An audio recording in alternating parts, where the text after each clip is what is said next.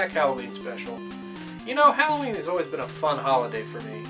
Dressing up in costumes and going trick-or-treating as a little kid, and well, as an adult, watching scary movies and playing scary games. But for this special, I'm not going to review any Resident Evils or Silent Hills or anything like that. Instead, I'm going to review a trilogy of games based on one of my favorite RPGs of all time. That requires a pen, paper, and a little bit of imagination. Hunter the Reckoning.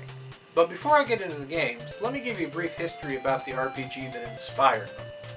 Hunter the Reckoning is a pen and paper RPG based in the World of Darkness universe created by White Wolf Studios. Many of the source books they created let you play as a particular supernatural creature, with the most popular being Vampire the Masquerade, Werewolf the Apocalypse, and Mage the Ascension. Hunter the Reckoning was a more simplified game, created to ease players into the World of Darkness. Your created character lives an ordinary life until they go through what's called the imbuing, gaining the ability to see the dark world and the creatures that inhabit it, so that they may use their newly acquired powers to save humanity. The setup of Hunter seemed to be perfect for a video game adaptation. I mean, hell, look how well it worked for Vampire. So in the early years of the Big Green, we received the first of a horror-filled trilogy with the aptly titled Hunter the Reckoning. But does it stay close to the source material as well as being collection-worthy? Let's grab our controllers and take a look. Oh, sorry. Wrong thing. Here we are.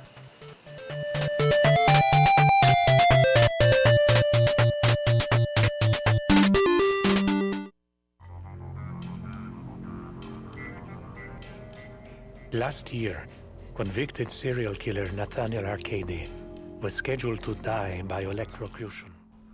The story for Hunter the Reckoning goes like this. A year prior to the events of the game, in the town of Ashcroft, 4 strangers are at the town's prison witnessing the execution of convicted serial killer Nathaniel Arcady, Spencer Deuce Wyatt, Samantha Alexander, Cassandra Chiang, and Father Esteban Cortez.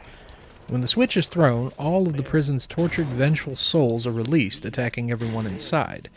At that moment, the 4 become imbued and use their new abilities to escape the prison and seal it up, then going their separate ways, vowing to return if the evil is unleashed again. We managed to push the creatures back and finally lock them away in the prison.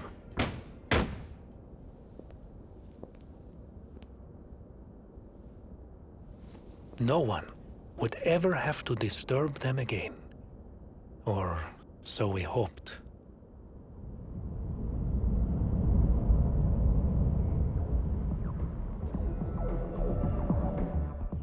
Cut back to that year later I was talking about, and a bunch of teens decide to sneak into the prison and hold a rave on the anniversary of Arcady's execution, causing the evil presence to awaken and torture the townsfolk.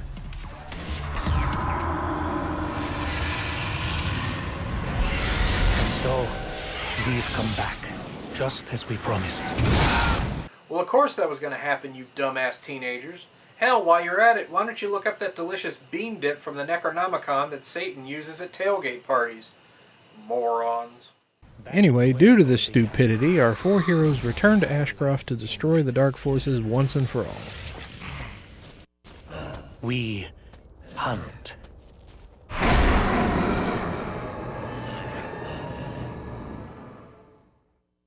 The story may be a little simple, but it's surprisingly really good. So good, in fact, it makes me wonder if the developers actually played a campaign of Hunter the Reckoning to get ideas for the game.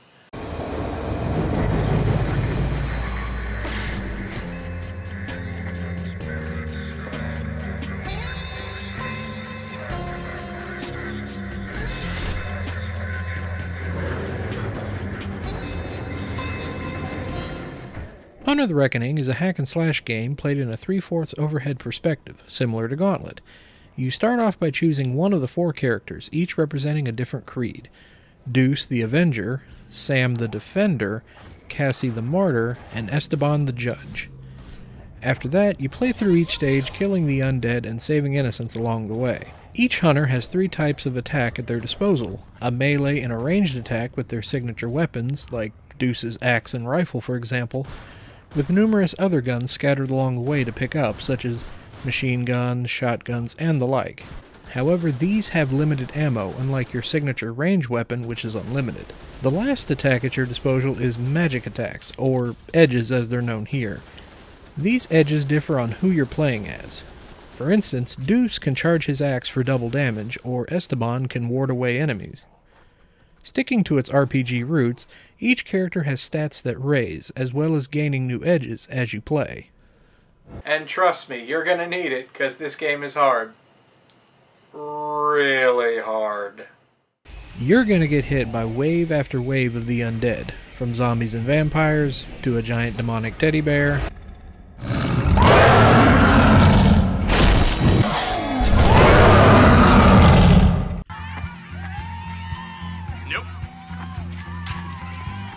and more. Thankfully, fallen enemies drop health and magic to collect. There are also glyphs on the ground that can refill your meters as well as give you little bits of story. If you thought the game was tough, it's knuckin' futz when you add more people into the mix. But even so, multiplayer is the best way to play. If there are any gripes to be had, there are a couple. First, the controls. Hunter employs a dual-stick layout, similar to Smash TV, where the left stick moves you around and the right stick aims, relegating the attack and jump to the right and left triggers respectively, while the face buttons are for reloading and swapping your weapons and edges. While it's not that bad of a control scheme, this may throw off some players who aren't a fan of the two-stick setup. Secondly, the game has what I like to call Kung Fu syndrome. I'll explain. Did you ever play Kung Fu on the NES and when an enemy barely touches you, your health just starts to drain really fast? Picture that times 2 and you've got the enemies in Hunter the Reckoning. If they get near you, your health gets gulped so fast it's crazy. Although, despite the flaws, the gameplay is a fun hack-em-up, made even better with friends.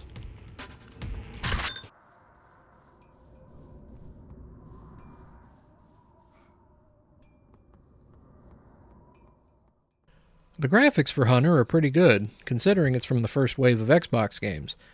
The character models for the hunters as well as the creatures have a shiny polish to them which, although may not be that realistic, still are pretty to the eyes.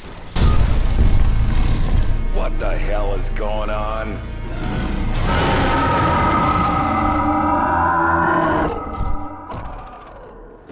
Meanwhile, the level design gives off a dark, eerie feel like it came straight out of the source books. Although it's kinda weird during cutscenes when an NPC's talking to all 4 characters, even though there's only one person there.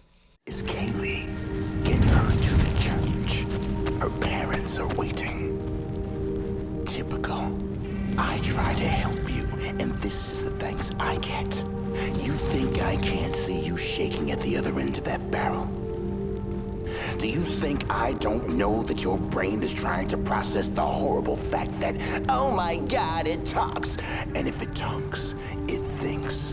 And you can't stand that, can you? In the audio department, the music is your standard hard rock and gothic tunes, which does fit the tone of the game's atmosphere.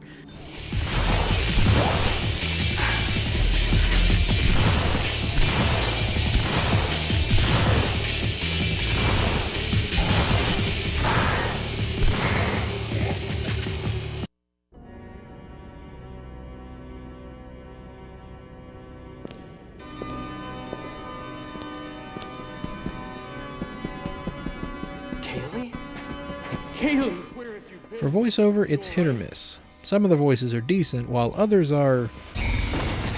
yeah. You can stop that now. So that's Hunter the Reckoning. Is it collection worthy? But of course. It's a fun 4-player hack-and-slash romp that's really faithful to its source material, even if it is a bit flawed.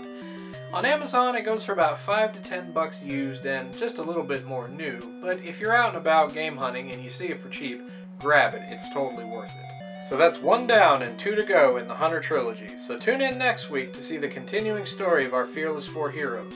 And as always, this is the Dolly Popka saying if you want to play retro, try going green. I'll see you next time. Ah!